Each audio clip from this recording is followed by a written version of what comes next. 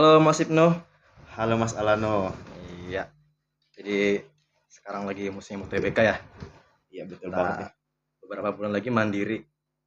Udah nggak kerasa ya, sudah 2 tahun semenjak kita resmi diterima di Universitas Lambung Mangkurat ini. Gimana? Dulu waktu pertama kali ngelihat pengumumannya, gimana reaksi Mas Ibnu? Kalau dirasa-rasa tadi kata Mas Alano 2 tahun ya, kayak berasa tua banget gitu loh. Iya, Mungkin sudah. gimana ya? Kalau lihat-lihat kayak di TikTok zaman sekarang pada hype banget ya. Mungkin kurang lebih sama aja gitu. Waktu itu kan kayak di sore hari kan pengumumannya kalau nggak salah kan ya. Iya, bisa asar ya. Terus kan itu aku habis sholat langsung buka laptop lalu masukin apa ya lupa itu akun paspor kan kalau nggak salah ya, Iya, rasanya iya ya. akun di SNPMB kalau Sampai nggak salah MB. ya.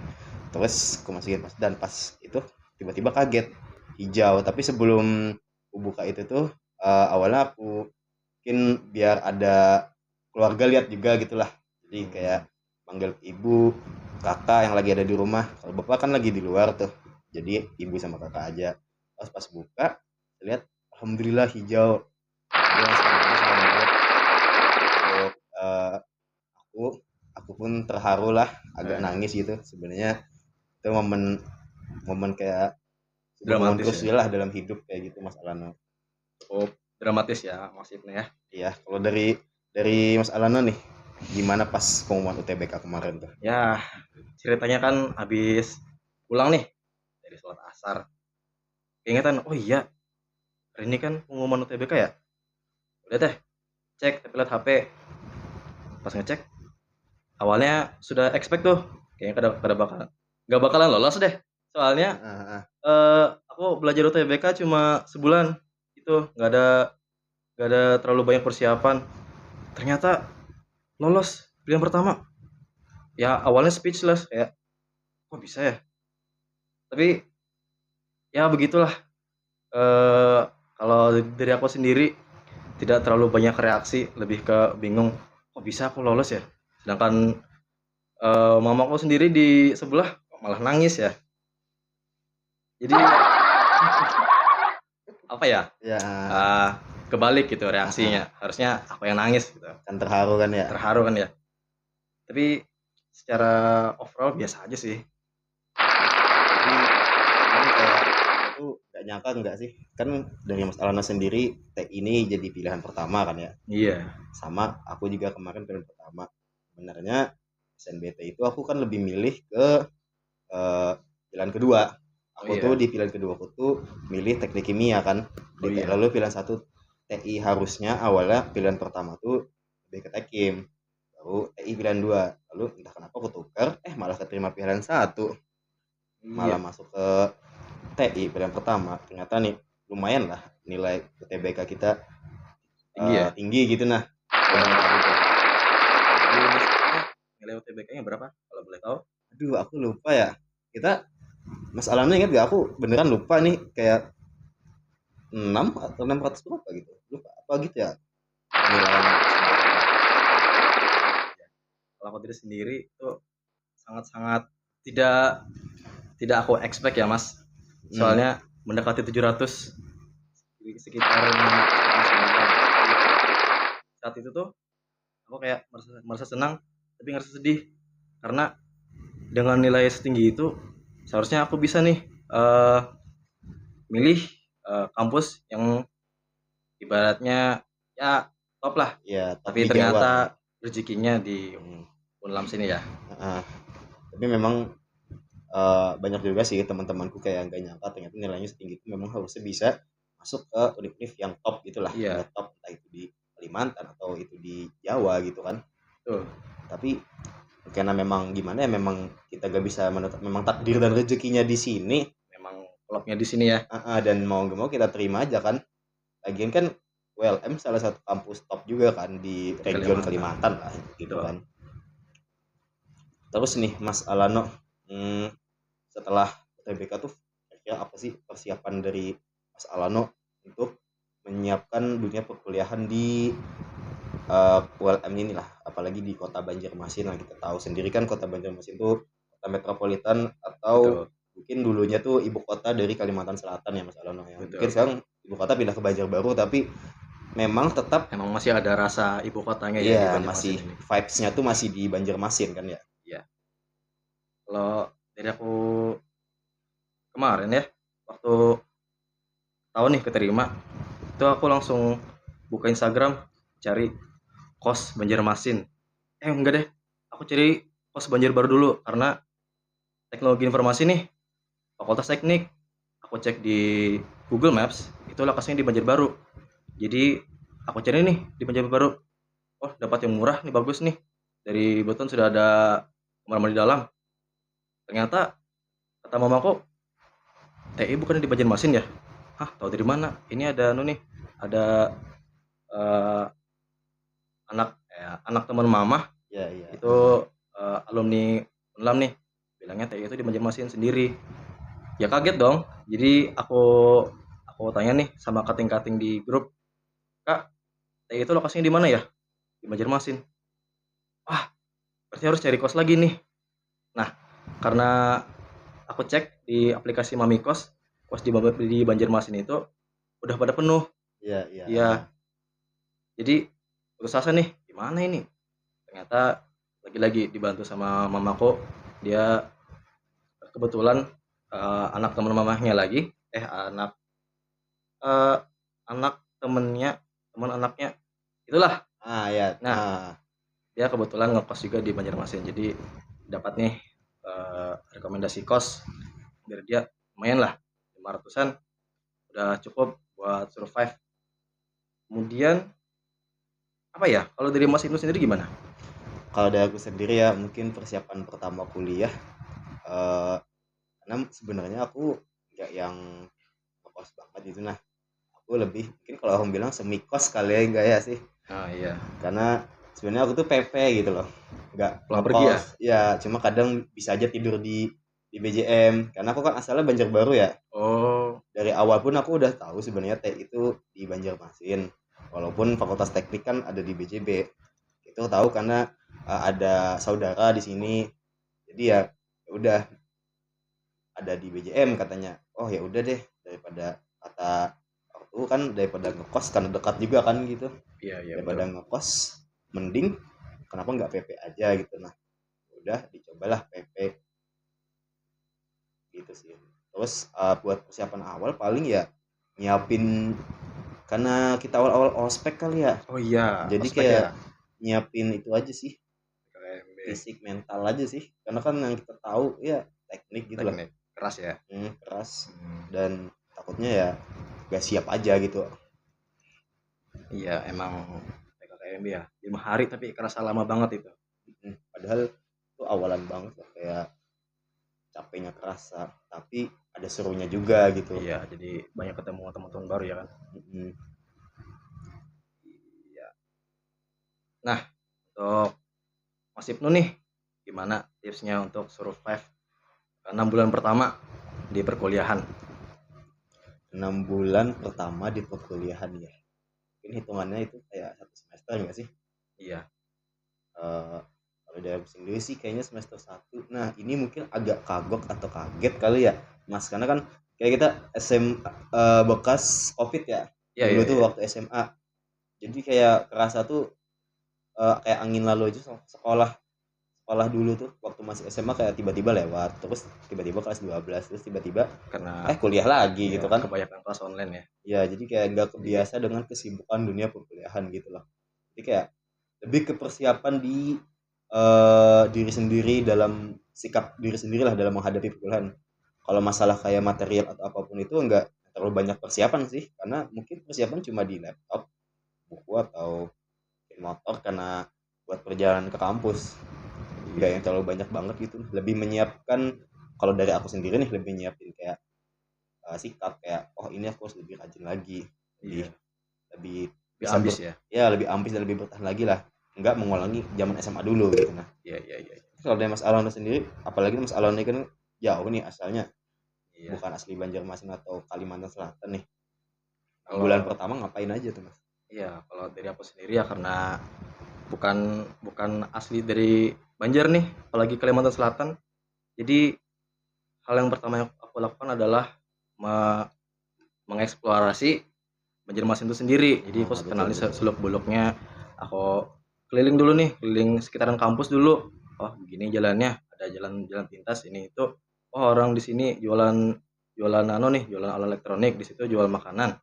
Jadi itu mungkin cukup membantulah untuk anak perantau seperti saya sendiri ya. Hmm, Apalagi kan yang karena anak kuliah, namanya anak kuliahan kan pasti harus tahu seluk beluk atau lingkungan kampus sendiri gitu kan. betul. Masa nanti pas lagi keliling pulang-pulang malah sasat ke kos orang, kan nggak lucu kan ya. Iya. Terus selama di Banjarmasin nih, Mas Alano gimana tuh ngekosnya atau tinggal di sini sama teman atau hubungan-hubungan dengan anak-anak kuliahan gitu. Nah, kebetulan ya karena di Banjarmasin nih kebetulan banyak juga orang dari daerah saya itu Morteweh. Nah, ada salah satu teman SMA saya nih bilang, Leno, kamu ngekos sendiri ya? Iya. Mau nggak tinggal bareng di rumah nenek aku? Ah, di mana tuh? Itu di HKSN, dekat aja. Wah, boleh tuh. Apa aja anunya, fasilitasnya? Ada, pas aku dengar ada mesin cuci, ada kulkas, ada kompor. Wah, nih langsung ambil aja ini. Jadi ngekos tuh nggak sampai 2 bulan kalau nggak salah ya. Langsung pindah ke rumah teman aku itu. Jadi ini untuk dari 2 bulan kuliah sampai sekarang itu mungkin Beda banget rasanya. beberapa struggle-nya anak kos tuh nggak Ah, terlalu relate di aku karena ada nih iya iya. fasilitas-fasilitasnya nggak terlalu ya. Kalau nyimpan sayur ada nih, ada Ada kulkas segala kulkas macam. ya. Iya. Ketolong lah ya sama temen tadi kan. Kalau misalnya ngekos kita bakal ngerasain kayak mungkin kamar mandi luar yang harus sharing sama anak-anak kos lain gitu kan. Iya. Terus nih dari Mas Alano nih, kan jauh kan ya dari Muara Teweh tadi kan ya. Iya, iya, iya. Terus tiba-tiba ke Banjarmasin buat kuliah dan lumayan jauh. Kira-kira nih Mas Alano sendiri ada mengalami culture shock kak, antara Teweh dengan di sini Banjarmasin? Culture shock apa sih Mas yang Mas alamin, terus gimana cara adaptasinya? Untuk culture shock sendiri ya, itu aku baru sadar kalau di Banjarmasin itu banyak banget pemadam kebakarannya yang apa itu Iya sukarelawan. iya, BPK ya Ya, sebutannya ya, BPK itu BPK. namanya. Heeh. Dan selama ini nggak pernah tuh kalau lihat truk truk pemadam kebakaran yang resmi tuh, yang dari pemerintah. Yang ada selalu Ya backup gitu ya kan ya, dicat backup backup merah, gitu ya, stiker-stiker gitu di sini pakai mereka. bawa mesin air. Nah, karena kan yang kita tahu kan ya Banjarmasin kan banyak sungainya kan, Iya, ibu kota, jadi sumber lumayan mata air tuh hmm, ada aja gitulah. ya, mudah didapat gitu. Nah, jadi nyedot air lalu semprot ke api gitu. Iya. Terus kultur shock apa lagi nih yang Mas alamin? Apa ya? Sebenarnya sih kalau dari aku pribadi ya, Muara Teweh sama Banjarmasin itu ya bisa dibilang kurang lebih lah, cuma lebih besar aja gitu. Ya mungkin Gitu. adalah kayak mall atau apalah, atau mungkin ada McDonald gitu, ada KFC. Tapi secara secara umum ya, karena orangnya juga sama-sama ngomong bahasa Banjar gitu, Hmm, nggak terlalu ada culture shock. Paling cuma ya itu aja tadi, banyak pemadam sukarelawan gitu lah. iya. Nggak terlalu ada di tempat saya di Hmm. kampung. Iya. Kalau mungkin dari aku ya, culture shock yang aku alami, padahal walaupun beda kota tapi aku lumayan culture shock sih sedikit. Padahal namanya Banjarbaru sama Banjarmasin kan cuma tetanggaan ya, cuma Iya. terpisah Kabupaten Banjar. Tapi aku ada beberapa culture shock kayak bahasa lah mungkin, apalagi bahasa Banjar. Oh ternyata di sini sama aja memakai unda dan nyawa. Oh iya ya. Emang kalau di Banjarbaru enggak? Di Banjarbaru tuh gak yang kayak gitu gitu loh, kayak lebih menggunakan aku, pian, apalagi di Martapura kan, mungkin karena Oh memang aku orang Banjarbaru yang dekat rumahnya agak lebih mengarah ke Martapura dan sering ke Martapura juga. iya, iya, iya. Jadi perbedaan kultur shock tuh mungkin gimana ya, aku nggak tahu juga ya, kurang tahu bahasa Banjar tapi kayak anggapannya tuh ada halus dan kasarnya gitu loh, Oh dan iya, aku iya, iya. kaget tiba-tiba oh di sini ternyata pakai bunda, pakai nyawa. enda nyawa, enda sebagai artinya aku, nyawa Ya, sebagai kamu gitu nah. mungkin sama kayak lo gue ya kan. Iya, lo gue. Iya. Dan yang pas dulu tuh waktu kecil aku taunya malah enda nyawa nih kayak buat ungkapan kasar, ternyata di sini malah umum gitu loh. Iya ya. Itu hebatnya PJM, kayak gaulnya gitu nah, Lebih gaulan gaul. di sininya ternyata cukup berbeda dengan kota-kota di lain. Hmm. Aku juga dulu pernah ikut-ikutan nih bilang enda nyawa. Ternyata dibilangin enda nyawa itu kasar. Oh iya kah? Aku baru baru tahu. Maaf ya kayak gitu. Itu mungkin Mm-mm. juga culture shock yang yang aku rasakan. Mm-mm. Meskipun nggak terlalu berefek gitulah. Karena memang bahasa bahasa Banjar di Kalteng dengan bahasa Banjar di Banjarmasin itu ya cukup beda lah. Bisa lihat sendiri kalau Mas Ibnu punya teman dari Palangkaraya misalnya pasti cara Ah, ngomongnya beda ya. iya. Mm-mm. Mungkin gak usah jauh-jauh ya kali ke Kalteng, di kayak dari Balangan atau Kabupaten Hulu Sungai itu pun atau orang-orang di daerah Hulu Sungai ke atas itu kayak pun sudah beda gitu bahasanya, dan Iya, aksennya punya aksen tersendiri lah ada masing-masing. dialek tersendiri ya. Ya, dialeknya itulah sebenarnya keunikan Indonesia, kan kita punya beragam macam bahasa. Itu memang harus patut dipertahankan sih, Mas Alano. Betul betul betul. Terus, Keberagaman ya. terus nih Mas Alano, gimana nih kalau misalnya Mas Alano kan sudah, apalagi TW itu kan jauh banget ya. Iya. Mas Alano sendiri tuh pulang TW tuh tiap kapan aja sih gitu? Ya kalau ada libur panjang nih kayak ya libur semester, semester genap, semester ganjil sama libur Idul Fitri itu aku Heeh. sempatkan pulang. Iya, Jadi iya. bisa naik travel atau pakai motor sendiri tuh Hmm, 10 jam hmm, cukup jauh gitu. Eh ya kalau aku kalau ada waktu nih waktu waktu panjang pasti aku sempatkan pulang karena ya tempat asalku di situ gitu. Meskipun ya menurutku Banjarmasin lebih nyaman lah tempatnya. cuma Lebih namanya kampung lebih halaman kan ya. ya meskipun di sini lebih banyak yang dilihat tapi Hmm. mau gimana pun juga rumahku tetap di sana. Tanah kelahiran nggak Iya, bisa ditinggalkan ya, iya. karena kita lahir di sana, disitulah kita harus kembali lagi. Walaupun pas sudah sampai TW tuh kayak ngapain di sini? Kayak nggak Iya, ada yang iya. dilihat gitu nah. Heeh.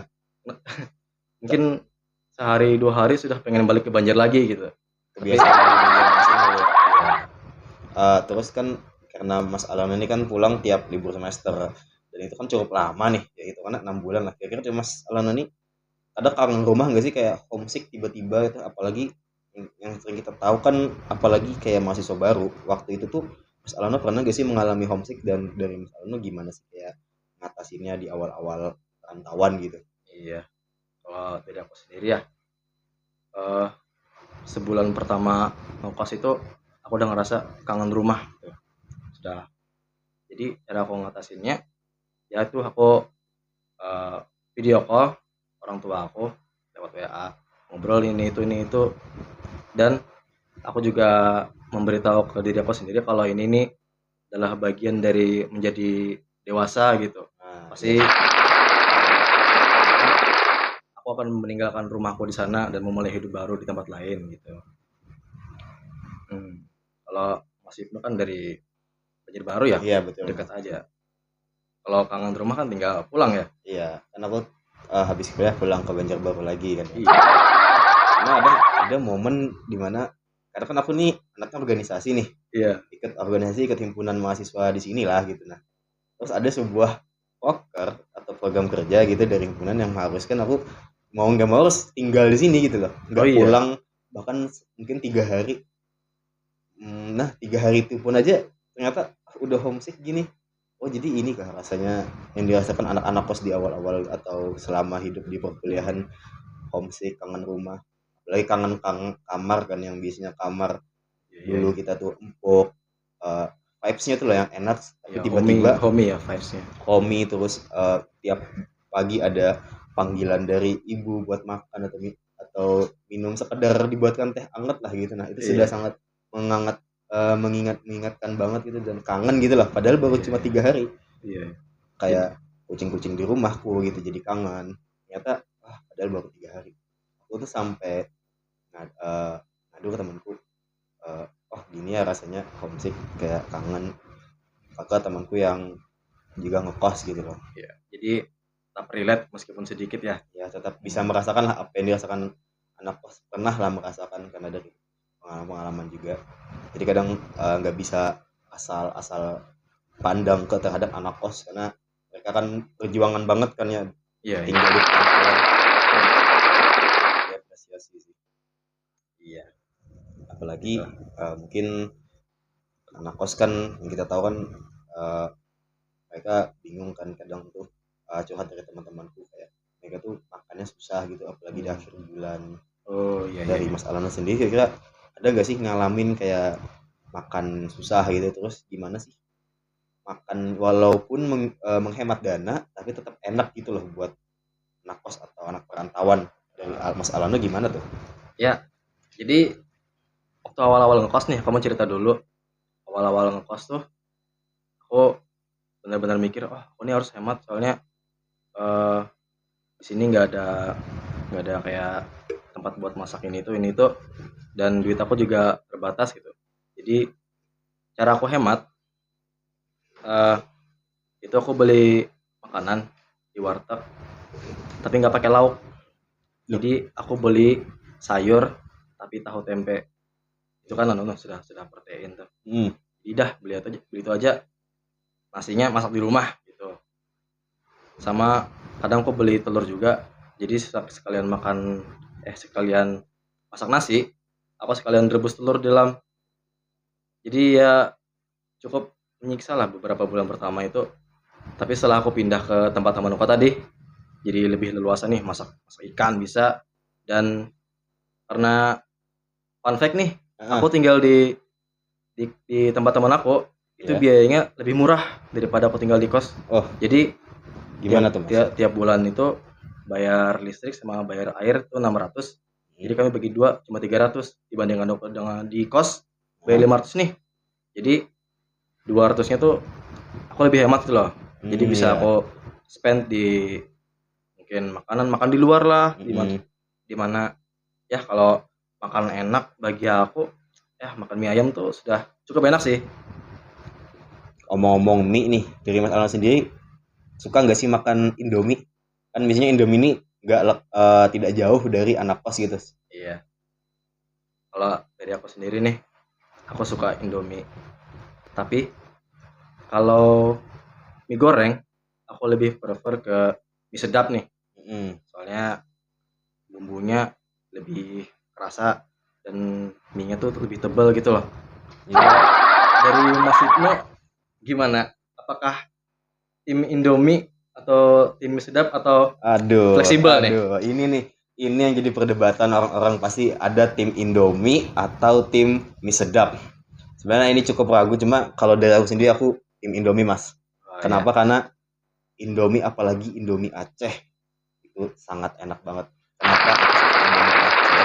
Karena itu rasanya, rasa pedas yang dirasakan oleh mie Aceh tuh cocok banget gitu lah. iya, Mungkin iya, kalau iya. Mas tahu Indomie rendang kan ya. Betul. Nah, Indomie rendang itu kan pedas tapi nggak yang nyelekit tuh. Nah, Iya, dan iya, aku iya. nyari rasa yang bisa mempertahankan di lidah dan nahan agak lama gitu, nah, biar agak nyelekit. Nah, itu dia, barulah aku dapat mie sedap Aceh, mie sedap Indomie Aceh gitu. Nah, iya, iya.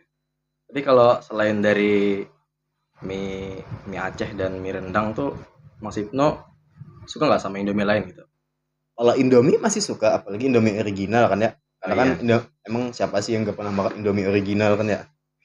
Dari Mas Alano kan pasti sering juga makan Indomie original. Karena Indomie original tidak terus ada Indomie rasa. Sebenarnya banyak sih masalah, kita gak bakal habis membahas Indomie ini karena banyak rasa dan banyak keunikan lah. betul, betul. Apalagi Banyak um, pilihan ya. nah mungkin, tapi Mas Alona sebelumnya, ini mungkin agak anda juga ya berkaitan dengan Banjarmasin. Nah, ada Indomie Limo Quid. Nah, itu di TW ada nggak sih Mas? Ada. Oh Jadi ada. soto Banjar 5 kuit ya kan? Iya iya, Indomie Ya. satu Banjar Limo Quid. Jadi di rumah tuh aku di rumah mama aku nyetok itu Iya 5 iya. Indomie soto Banjar 5 kuit. Jadi aku sudah familiar tuh sama rasanya. Walaupun ada kadang-kadang juga nyetok yang lain seperti mie soto banjir biasa. Ya itu Iya. karena itu kayak ciri khas Kalimantan gitu yang diambil Indomie buat. Iya. Aku juga baru tahu sebenarnya dari baca berita ternyata atau nonton di TikTok tuh ternyata Indomie Banjar tuh 5 kulit nggak ada di pulau lain di Iya. Jawa. Oh iya, kan kakakku nih kuliah di Yogyakarta.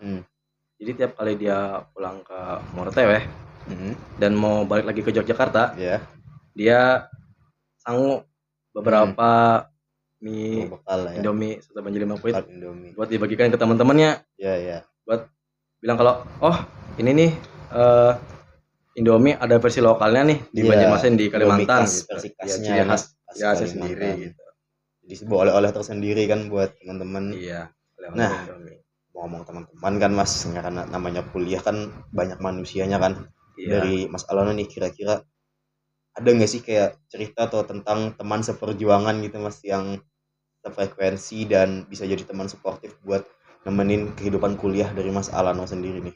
Ya, sebenarnya ya dari awal kuliah sampai sekarang tuh sudah ganti-ganti teman beberapa kali gitu. Jadi teman pertama ini ya cukup sefrekuensi lah. Tapi ya beberapa satu dan lain hal dia sudah ya gitulah.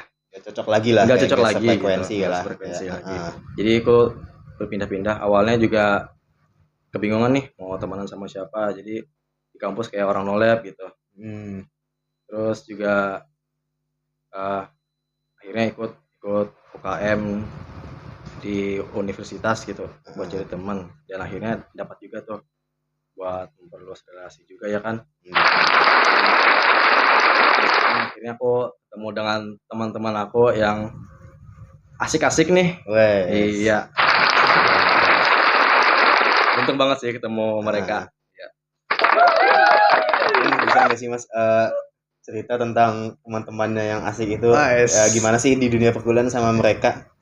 Gitu. Gimana ya? Kalau di kuliah sebenarnya kurang lebih aja pintarannya ya mungkin bisa digunakan untuk sharing-sharing ilmu segala macam. Tapi untuk di di luar dunia kuliah biasanya aku sering banget nih kayak pergi bareng mereka mungkin ke pantai atau sekedar beli baju thrifting ya kan. Iya. Feeling singkat. Jadi itu yang aku sama mereka nih. Cukup berkesan kali ya. Cukup berkesan.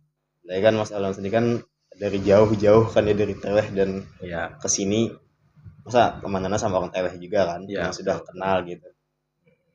Tapi dari teman-teman Mas sendiri nih kira-kira ada nggak sih kadang bikin Mas sendiri kesel kayak ini gini mulu gitu kan, ini gini terus kayak capek sendiri akhirnya dan akhirnya memutuskan untuk gak lagi temenan sama dia gitu. Nah teman-teman yang Mas bilang tadi kan ada teman-teman nggak cocok lagi sefrekuensi. Memang kan namanya sosial kan ya. Iya. Kadang bisa berubah-ubah. Mungkin people come and go. Iya betul. Ya gimana ya? Kan kita nggak bisa ngontrol orang lain ya kan. Mungkin betul. Dia sudah nyaman sama orang lain selain di kampus nih. Mungkin di kota lain gitu atau di organisasi gitu. Jadi sebenarnya aku nggak ada masalah sama dia, cuma ya gimana ya, dia ini mulai ngejauh gitu akhirnya hilang sendiri gitu. Susah juga ya. Terus nih Mas kan masalah pertemanan ya, bahkan tadi pun Mas dengan teman pun bisa dapat info rumah kontrakan gitu lah. Iya. Nah kira-kira nih bahkan Mas kan sebelumnya juga pernah ngekos kan. Jadi bisa merasakan antara ngekos dan kontrakan. Nah mungkin aku mau nanya aja Mas Alanos ini kira-kira lebih cocok di kos atau kontrakan nih, karena kan dari kedua ini kan agak cukup ada perbedaan yang melekat kan. Iya, kalau aku sendiri sih jelas lebih cocok di kontrakan. Kenapa? Karena orangnya lebih sedikit. Aku sendiri adalah introvert nih. Jadi tinggal di tempat yang bersama 10 orang lain yang aku nggak kenal. Jangan tinggal di tempat yang kami cuma berdua dan Hmm. saling kenal, itu aku lebih nyaman yang kedua sih. Yang kedua berarti Iya. lebih enak merasa dikontrakan kan ya, Iya, karena namanya mungkin bisa beristirahat lah dengan tenang iya. habis perkuliahan yang sibuk. Dan juga lebih enak ya kan, kayak rumah sendiri gitu. Ada ya kayak tadi mesin cucinya, ada kompornya, ada kulkasnya. Jadi nggak perlu lagi tuh kucek-kucek pakai tangan kalau mau nyuci. Langsung taruh aja tuh di tabung, langsung Iya betul diputar. Mas ya. Nah, itu. Tinggal jalan aja capek-capek kan cuci Iya. itu terus dijemur-jemur lagi. Iya, kalau mau masak juga nggak perlu gantian tuh sama sama anak kos yang lain gitu. Langsung masak aja tuh. Kamar mandi pun nggak sharing kali ya, Iya. nggak kayak di kos, Iya, betul betul. nggak usah nunggu-nunggu lama, dia mandi duluan aku duluan, bahkan Iya sih. kulkas kayak nggak rebutan gitu. Nah Iya, ternyata punya sendiri kan. betul. Terus nih Mas Alano, kira-kira selama perkuliahan ini apalagi 4 semester kan udah ya Mas, Iya. dari kesibukan kuliah kira-kira Mas Alano ada kepikiran gak sih buat ambil part time job lah? Menurut Mas sendiri kan ada banyak tuh orang yang kuliah sambil part time job kerja lah, kira-kira di Mas Alano sendiri worth it gak sih? Tergantung ya. Menurutku kalau part time jobnya sampai malam nih, sampai tengah malam, aku rasa enggak deh. Iya, Karena itu sebenarnya waktu buat kita belajar dan istirahat sebagai anak kuliah ya kan. betul. Kecuali nih part time jobnya remote gitu, dikerjakan dari rumah, misal mungkin jadi admin lah gitu. Atau desainer kali ya Mas? Ya betul, jadi graphic designer, atau mungkin yang sama dengan dengan jurusan kita, jadi Iya. programmer gitu, Iya, software bilang. engineer. Kalau dari Masukno sendiri gimana menurut Mas? Apakah worth it part time job ini sebagai anak kuliah? Nah mungkin ini dari sudut pandangku aja kali ya Mas. Kalau part time job tuh sebenarnya worth it aja, tapi menyesuaikan dengan kondisi kita. Iya. Jadi dari yang kulihat kan teman-temanku itu rata-rata yang berani ngambil part time job itu mereka yang memang enggak apa ya sebetulnya merantau. Oh iya. Rata-rata mereka yang memang orang asli sini atau memang rumahnya dekat dengan kampus. Baru mereka berani ngambil part time job. Itu dari yang kulihat ya. Tapi sebenarnya ada juga beberapa kayak anak perantauan yang memang ngambil part time job karena memang keharusan job buat nambahin uang saku kan ya. Memang kan kembali lagi ke diri kita masing-masing kan ya, kayak manajemen waktunya bagaimana, manajemen emosi, manajemen fisik, itu dilatih lah di situ. Misalnya memang sudah merasa sudah cukup dan kuat, mungkin bisa sih waktu mengambil part time job, karena kan lumayan juga kan dapat uang. Siapa sih yang gak suka uang gitu loh? Iya. Tapi itu semua baik lagi nih ke kemampuan kita, apalagi kita kuliah di teknologi informasi nih, tugasnya banyak, teknik, ada praktikum, ada UTS, ada lain-lain. Teknik yang dikenal super sibuk itu ya Mas ya. Iya. Bisa aja kembali lagi ke diri kita masing-masing. Iya. Kita menyesuaikan diri kita masing-masing, apakah kita sanggup dengan level ini atau tidak. Kembali lagi ke situ. Terus nih Mas Alano, tadi kan ada juga cerita terkait pulang ke TW. Nah, kira-kira waktu pulang kampung nih ke TW, apa aja sih kayak masalah-masalah yang ada gitu, nah di itu mungkin bisa cerita aja waktu mudik ada kenapa-kenapa. Ya, sebenarnya ya aku mulai mudik bawa motor sendiri itu dari semester 3 kalau nggak salah. Sebelumnya kan aku pakai pakai travel, pakai mobil, jadi nggak terlalu ada cerita ini itu. Nah, yang baru-baru ini nih aku dari Banjarmasin mau pulang ke Muara Teweh. Iya. Karena waktu itu lagi Ramadan ya kan. Jadi aku sama teman satu kontrakan aku bilang, ini kayaknya kita pulang malam aja deh, biar di jalan bisa makan gitu. Jadi yalah, habis buka puasa kami langsung jalan dari Banjarmasin lewat Martapura tuh. Masih aman, soalnya jalan Kalsel mulus ya kan. Jadi dari Banjar sampai Amuntai, sampai situ aman nih, bisa ngebut segala macam. Barulah sampai Kalimantan Tengah rasa jalannya nggak tidak layak karena sering dilewatin oleh truk ya kan. Oh iya. Nah, pas mungkin 100 kilometer atau 200 kilometer dari rumah, udah deket nih, Ya. motor aku itu nabrak nabrak lubang, dong. Serius? Iya, jam 2 pagi tuh mas. Terus. Terus aku bawa jalan lagi nih, udah mulai goyang-goyang. Aku tanya temanku, ini banku kempes kah? Enggak. Jalan lagi nih kami, makin keras nih goyang-goyang. Ya. Terus. Aku cek sendiri, iya nih kempes nggak ada anginnya sama sekali. Tengah malam lagi. Jadi karena dulu di rumah makan ya kan, kami tanya ke orang-orang, ada pompa nggak? Nggak ada, pompa nggak Kak? Terus kami jalan lagi nih. Ya. Satu kabupaten itu nggak ada yang punya pompa mas. Jam 2 pagi. Gitu. Iya. Itu memang yang agak terpencil gitu kan mas? Ya cukup terpencil lah. Kalau bisa dibilang itu kayak ibaratnya kayak kota transit, kita lewat aja gitu, nggak buat singgahan aja kali mas. Dan itu ya udahlah, nggak apa-apa, masih bisa ditahan nih ban motornya. Iya. Ya udah kami paksa aja sampai tempat semua RTW di tengah jalan di hutan tuh. Iya mas. Aku baru sadar kalau lah bensinku sisa 2 batang nih. Ya terus gimana tuh mas? Ya aku aja terus, karena jalannya naik turun ya, otomatis kan konsumsi BBM makin tinggi ya kan. Ya, betul, apalagi betul. Itu tadi ban saya bocor gitu. Di tengah hutan, kanan kiri pohon. Di depan itu sudah kabut-kabut lah, namanya jam 2 pagi ya kan. Gelap kan ya. Gelap. Tiba-tiba motor saya mati tuh. Suasananya tuh serasa kayak mimpi buruk sih mas. Iya. Apalagi kan tadi katanya mas kan sekitar hutan jam 2 pagi. Itu kayak wah itu sudah nightmare banget gitu lah. Iya, nightmare banget. Itu walaupun sama temen ya tetap kerasa kan gitu ya. Kengerian dan mencekamnya suasana. Terus gimana tuh mas? Ya akhirnya kami duduk nih nunggu sampai berapa jam 5 jam 6 gitu baru orang ada mulai jual bensin eceran ya kan. Sampai rumah sudah remuk badan ya kan. Langsung tidur itu.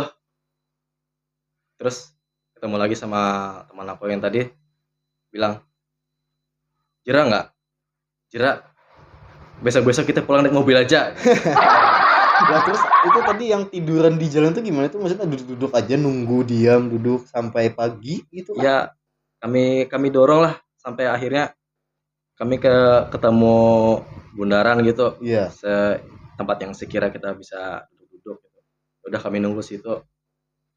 Mau nggak mau ya kan meratapi nasib. Bilang bodoh sekali keputusan untuk pulang malam-malam seperti ini. Ya.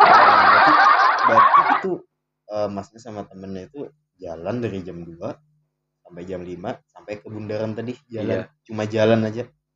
Sih sambil dorong motor. Dorong motor maksudnya. Terus di jalan tuh nggak ada orang yang lewat gitu? Nggak ada. Paling ya tertambang ya kan, karena di sana memang banyak tambang. Bundaran itu bundaran biasa aja gitu kan, bukan bundaran rame kayak di kota-kota. Bukan, bundaran biasa aja kayak pertigaan lah, kayak arah sini mau ke kota ini, ke sana mau ke sana.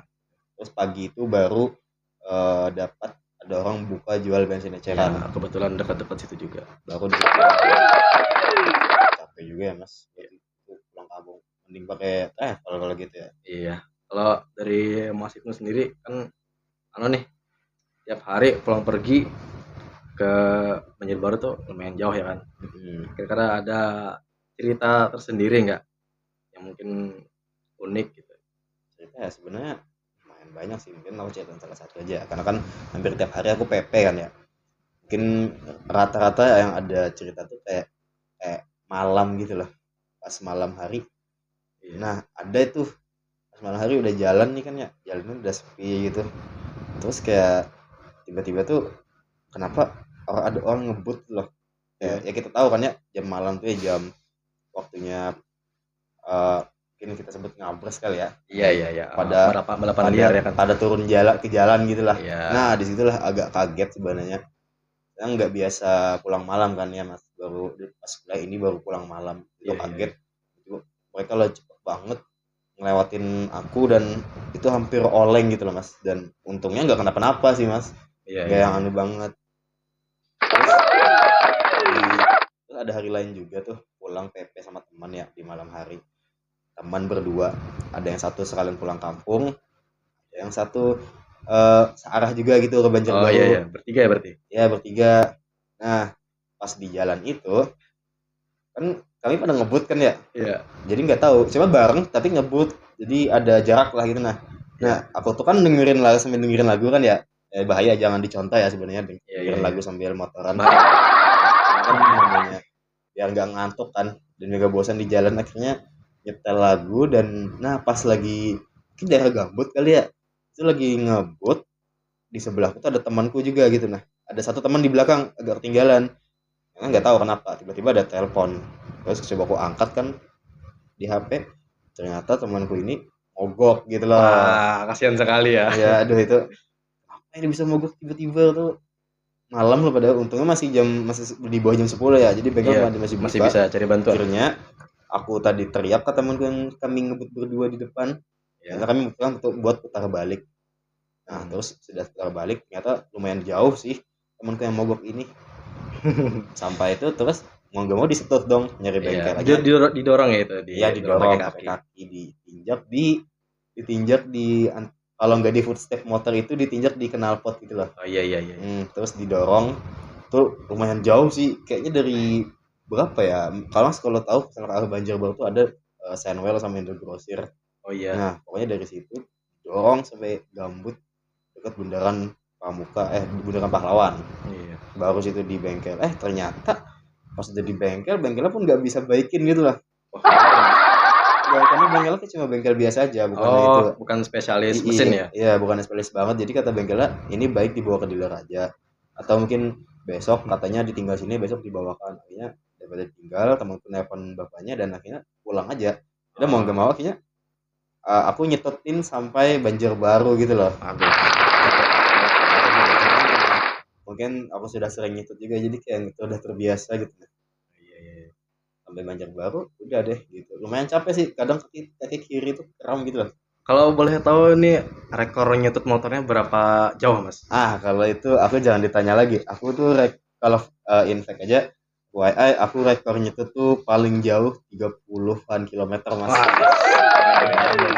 iya. Itu sebenarnya gara-gara eh, dulu tuh sama teman-teman ada liburan kan, healing-healing lah ke Iya. gunung. Naik bukit kan rame sama teman-teman. Pas pas sudah turun, ternyata temanku tuh kehilangan kunci. Eh, jadi gimana tuh? Kuncinya tuh jatuh Mas. Jadi jangan, kata kami, masa memungkinkan kah emang kalau kita mencari kunci untuk naik gunung terus turun lagi tektok cuma buat Nyari kunci itu tadi. nyari kunci doang. Kunci yang sekecil sekecil tuh ya? Nah sekecil itu di gunung seperti itu atau bukit itu, jadi Iya. kayak mustahil. Akhirnya mau nggak mau nyetut. Gitu, didorong. Dan di saat itu pun kayak susah juga, emangnya siapa yang mau nyetut gitulah sejauh itu sampai itu. Waktu itu bukitnya di tanah laut ya, di agak jauh dari Plehari lah, dari kota Plehari. Bukit apa itu, Mas? Bukit Birah Mas. Oh, Bukit Bira ya. Mungkin cukup terkenal lah di daerah sini. Terus itu perjalanan ke Plehari, akhirnya mau gak mau aku yang nyetut, soalnya aku pun ragu juga awalnya. Ternyata Iya. mau gak mau sudah aku yang nyetut. Ya udah nyetut jauh banget itu, astaga itu capek banget tuh, pengalaman nyetut terhebat yang kurasakan. Karena nyetut sejauh itu dari 30 km dari gunung ke yang hitungannya agak terpelosok ke kota Plehari gitu. Oh, iya, iya. Ini semua gara-gara ya Mas, teman Mas yang Iya, kehilangan kunci itu ya? iya. Ya, nggak bisa dipercaya dengan barang-barang kecil ya kan? Kayak tiap sama dia tuh kayak ceroboh mulu gitu. Oke deh Mas, mungkin yang kita tahu kan ya, kita pernah COVID kan ya, Iya, dan itu pernah mengalami suatu kelas yang namanya online, sistem pembelajaran online. kelas daring ya kan? Ya kelas daring. Kira-kira nih, pas kuliah ini kan yang kita tahu ada beberapa kelas yang dilaksanakan secara online dan ada beberapa hal dan yang lain. Menurut Mas sendiri nih, kuliah online dengan offline kira-kira lebih lebih worth it mana? Terus sebagai masuk perantauan nih, kira-kira lebih nyaman yang mana sih buat Mas gitu? Hmm. Kalau dari aku pribadi nih ya, menurut aku lebih worth it kelas offline. Kenapa? Karena aku di sini bayar Mas Iya. kuliahnya. Ya jadi Betul betul. aku mau ngerasain nih kayak fasilitas kampus ini itu. Kalau aku kuliah online mending aku kuliah di universitas yang khusus untuk kelas online gitu, Iya betul kayak Mas. seperti di universitas terbuka kalau nggak Betul salah. betul. Jadi ya mungkin bagi teman-teman yang tinggal di dekat-dekat sini, kelas online emang enak nih, karena bisa sambil sambil Iya, rebahan ya kan. heeh, betul di rumah sendiri kan ya. Iya, tapi Cuma dari aku sendiri ngerasa kayak ah masa bayar mahal-mahal buat anu nih kelas online di depan laptop doang di rumah gitu. mhm, Jadi ngerasa nggak worth it sih. jauh-jauh sudah Iya merantau sudah tapi jauh-jauh. kelas malah online gitu kan. Iya, Padahal kan tujuan kita di sini buat kelas offline itu yang iya. buat pembelajaran agar lebih efektif lagi kan. Kalau Mas itu gimana nih? Soalnya kan emang jauh rumahnya tapi nanggung nih bisa bisa lewat bisa pulang pergi ya kan. Mhm. Kalau Mas itu lebih prefer kelas online apa kelas offline? Kalau dari aku sendiri ya sebenarnya keduanya gak masalah dan aku tergantung situasi kondisi juga. Kadang ada yang mengharuskan kelas online tuh memang enak gitu nah karena aku memang kebetulan entah itu pas sakit atau lagi kecapean Mas. Oh iya iya Jadi lebih iya. enak kelas online. Cuma kadang aku juga lebih mau kelas offline karena kan ya sama mungkin kayak Mas karena kita sudah bayar-bayar mahal-mahal buat merasakan fasilitas masa kita harus kelas online. Dan Iya, juga ada alasan lain kayak pengen ketemu teman-teman gitulah juga. betul betul betul. Dan mungkin salah satu alasannya juga terbesarnya karena kalau kelas offline dapat duit Mas. Duit saku Oh Mas. iya, Itu Canggu dia. ya. Duit saku. Kelas online kan di rumah aja nggak ke kampus nggak dapat Iya duit iya. saku lah. Kalau Kalau kalau berangkat kan dapat duit saku pastinya. iya iya Itu iya iya. sebenarnya Tapi salah satu alasan.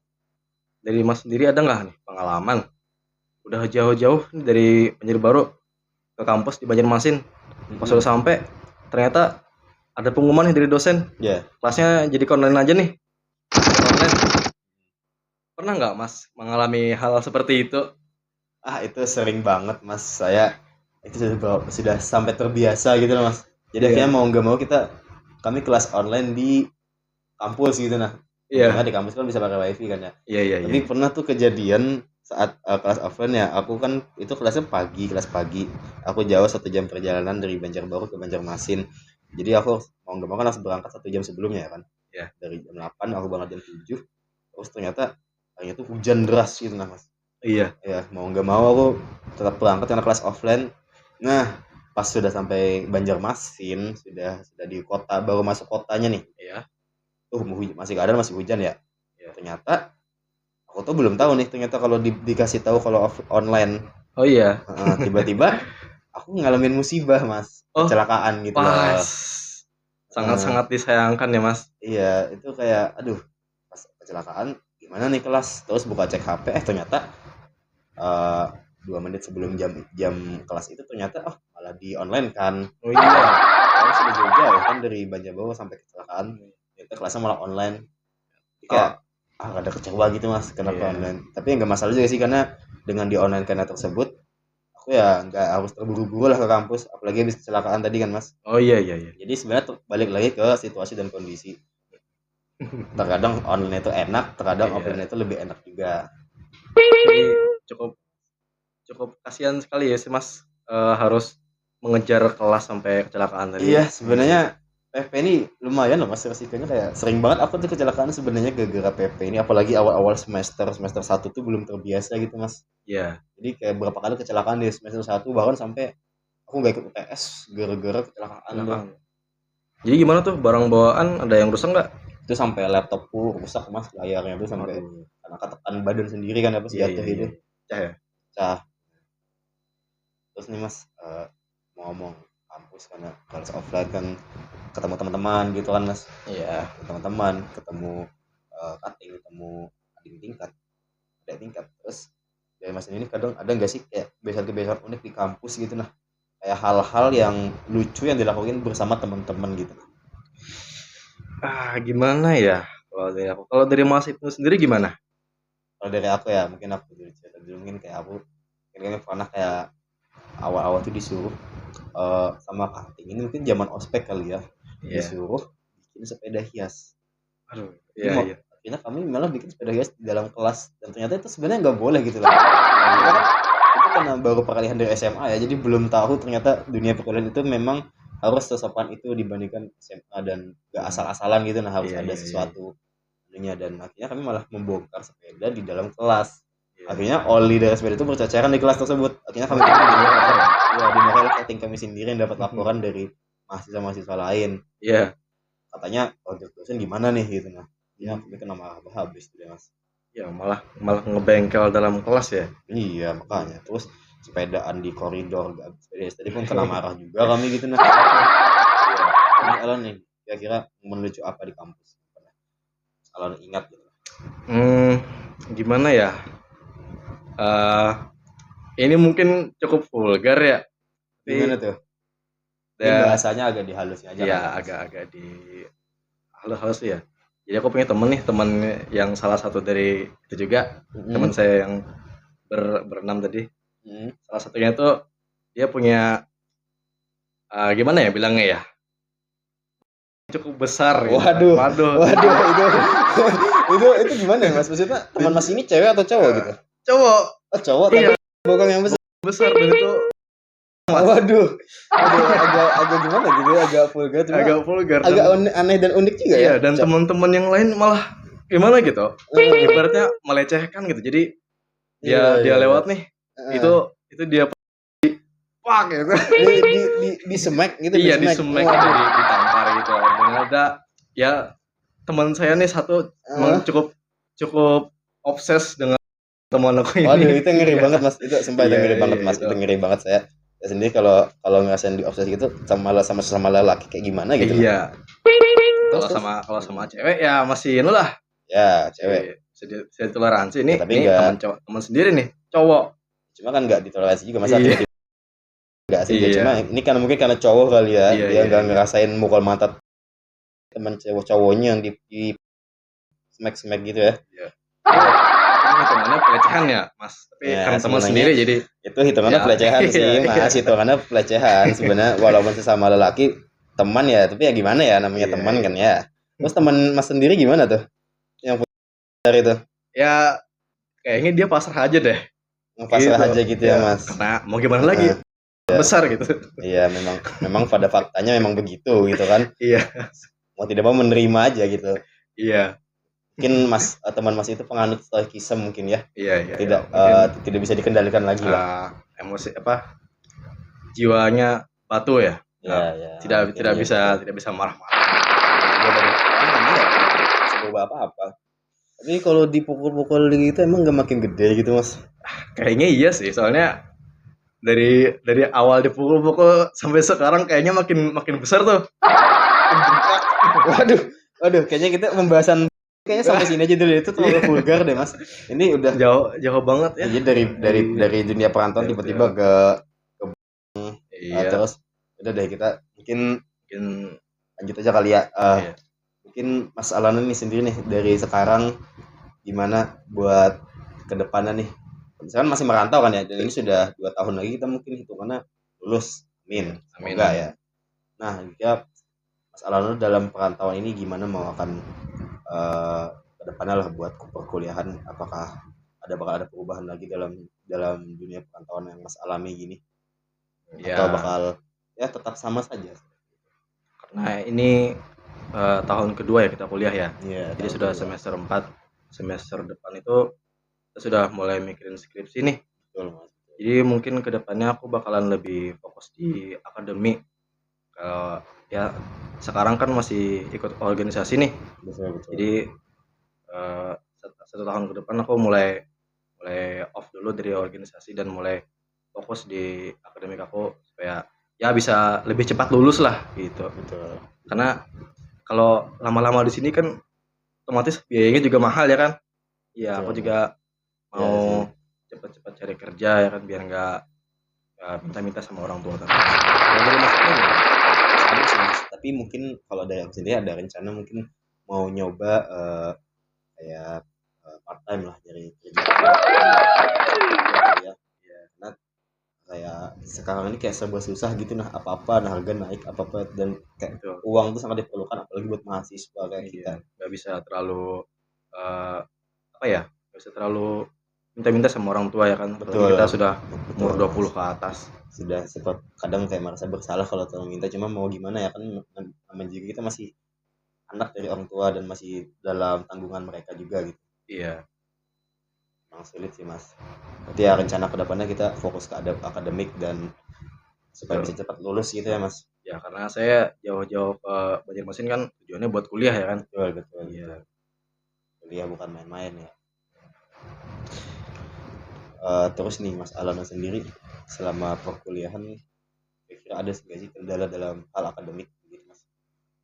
Ya kalau dari aku sendiri mungkin ini karena ekspektasi aku terlalu tinggi nih dari awal kuliah, melihat kuliah umum di kampus seperti ITB, wah ini dosennya nih pinter ngejelasinnya. Ternyata pas sudah kuliah nih di sini kok rasa beda gitu kualitasnya. Iya. Dan juga aku kan ya expect-nya kuliah offline terus, ternyata Betul. di sini ya sering nih kelas online segala Iya, macam. online juga ya mas ya. Ya itu mungkin ya jadi kendala gitu. Ada susah juga kan ya. Iya. Oke deh mas, mungkin dari sekian banyak pembicaraan kita tentang dunia perkuliahan dan perantauan tadi ya, kira-kira mungkin terakhir ya mas, buat mungkin bisa buat mas Alno, bukan buat saya juga gitu. Kira-kira hal apa sih yang paling berkesan selama mas menjalani perantauan dan dunia perkuliahan? Ya, aku nggak expect kalau di dunia perkuliahan ini banyak hal-hal gokil ya yang aku rasain bersama teman-teman.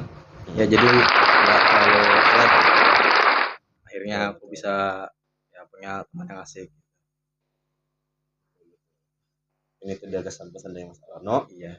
Kalau dari aku sendiri kayaknya lebih kadang dengan perkuliahan dan kehidupan ini kayak membuat mengasih kita pelajaran lah, arti menjadi dewasa, apa itu berkembang ya. Kita tahu apa yang dulu kita lakukan tuh agak berbeda dengan sekarang. Dulu yang SMA tuh masih terlihat seperti anak-anak, tapi SMA di sinilah peralihan kita menjadi lebih dewasa ya mas. Sedewasanya aja ya. Sedewasanya aja. Serba mandiri dan apa-apa gitu. Iya. Ya mungkin itu aja Itu dari aja ya untuk podcast sesi hari ini. Makasih buat teman-teman sudah menonton, sudah memperhatikan. Makasih juga buat Mas Alano. Ya sama-sama Mas Ibnu. Ya. Makasih juga Mas Ibnu. Ya mungkin itu saja dari apa Mas Alano? Podcast Abal-abal. Makasih semua sudah memperhatikan. See you next time.